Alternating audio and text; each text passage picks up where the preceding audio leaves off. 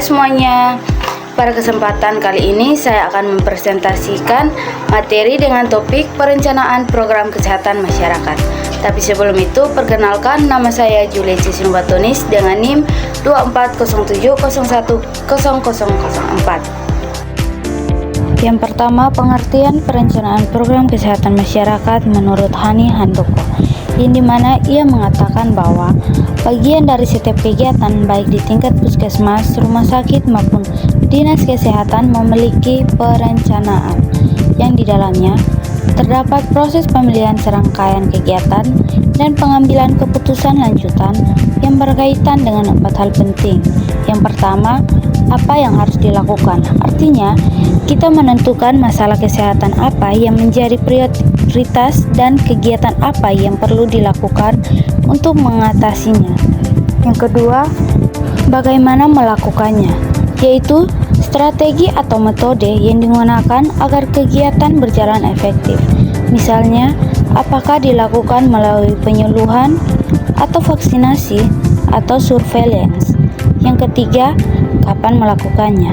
Berarti menentukan waktu pelaksanaan agar kegiatan tepat sasaran. Misalnya, disesuaikan dengan musim penyakit atau jadwal masyarakat. Yang keempat, siapa yang melakukannya, yaitu menentukan pihak-pihak yang terlibat seperti tenaga kesehatan, kader, atau instansi pendukung lainnya. Berikut definisi menurut Billy Equess. Menurut Billy Equess, perencanaan adalah kemampuan untuk memilih satu kemungkinan terbaik dari berbagai alternatif yang tersedia, yang dianggap paling tepat untuk mencapai tujuan. Jadi, di dalam dunia kesehatan, misalnya kita punya banyak cara untuk menurunkan angka stunting, perencanaan membantu kita untuk menentukan cara mana yang paling efektif dan efisien untuk dilakukan. Artinya, perencanaan bukan hanya tentang membuat jadwal, tapi juga tentang pengambilan keputusan strategis berdasarkan analisis. Berikutnya, urgensi perencanaan. Menurut Hani Handoko, ada 2 urgensi perencanaan, yaitu yang pertama, protective benefit. Protective benefit yaitu manfaat perlindungan. Artinya, perencanaan membantu mengurangi risiko kesalahan dan pengambilan keputusan. Contohnya, kita bisa menghindari pemborosan dana atau kesalahan sasaran kegiatan. Yang kedua, positive benefit. Positive benefit yaitu manfaat positif. Dengan perencanaan yang baik, peluang untuk mencapai tujuan organisasi menjadi lebih besar. Selain itu, perencanaan juga berfungsi sebagai pedoman pelaksanaan dan evaluasi, memudahkan koordinasi antar tim dan menempatkan tanggung jawab secara jelas. Jadi, semua pihak tahu apa perannya dan apa yang harus dilakukan. Berikutnya, manfaat perencanaan. Manfaat perencanaan ini secara umumnya banyak, namun yang akan saya bahas di sini cuma 3. Yang pertama, sebagai pedoman pada tahap pelaksanaan dan evaluasi. Yang kedua, memudahkan dalam melaksanaan koordinasi. Yang ketiga, penempatan tanggung jawab secara lebih tepat. Ada 2 konsep perencanaan, yaitu konsep perencanaan lama dan konsep perencanaan baru. Yang pertama, konsep lama perencanaan. Konsep lama perencanaan ini bersifat naluriah dan spontan. Biasanya dilakukan berdasarkan pengalaman pribadi atau kebiasaan masa lalu, tanpa data yang akurat. Contohnya, petugas hanya mengulang kegiatan tahun sebelumnya tanpa analisis kebutuhan. Yang kedua, konsep baru perencanaan. Konsep baru perencanaan ini bersifat lebih sistematik dan objektif. Artinya, semua keputusan dibuat berdasarkan data dan perhitungan.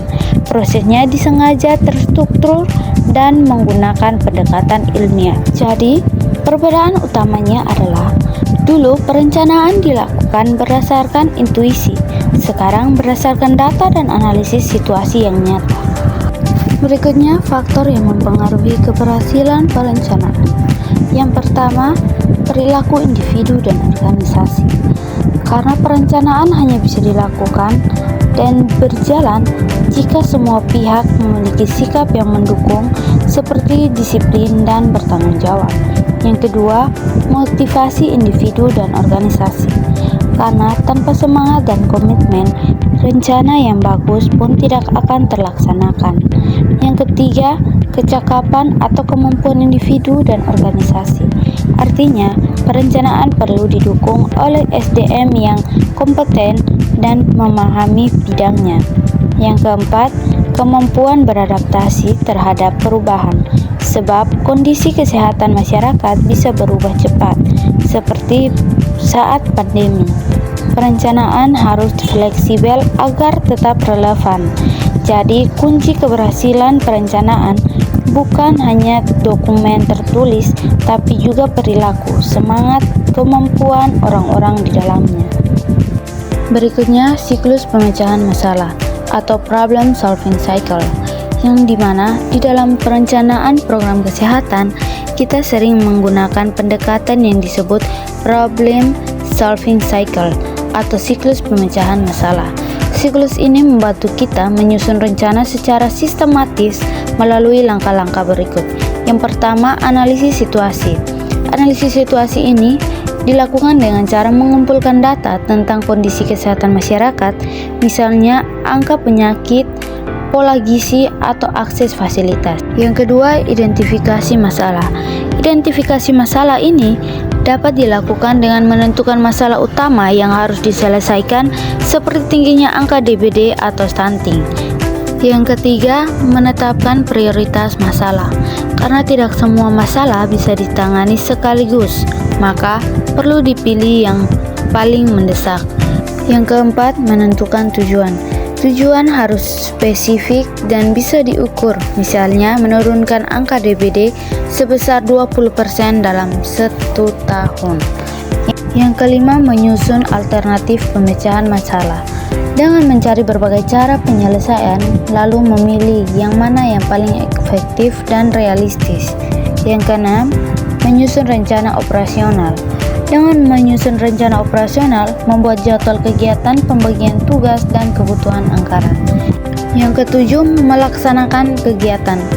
Melaksanakan kegiatan sesuai dengan rencana dan sesuai dengan jadwal dan tanggung jawab.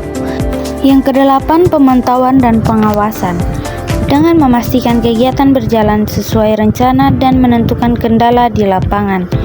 Yang kesembilan, setelah semua kegiatan selesai, evaluasi dilakukan untuk menilai hasil kegiatan, apakah tujuan tercapai atau perlu diperbaiki untuk perencanaan berikutnya. Dengan siklus ini, program kesehatan bisa berjalan dengan pendekatan yang integral, komprehensif, dan berkelanjutan. Pendekatan integral komprehensif dalam penyusunan rencana dan program membantu memberikan pemahaman situasi dan masalah yang dihadapi. Terdiri atas berbagai teknik dan metode kerja road and map mengembangkan program. Demikian presentasi saya hari ini. Sekian dan terima kasih. Jangan lupa like, comment, and share ya.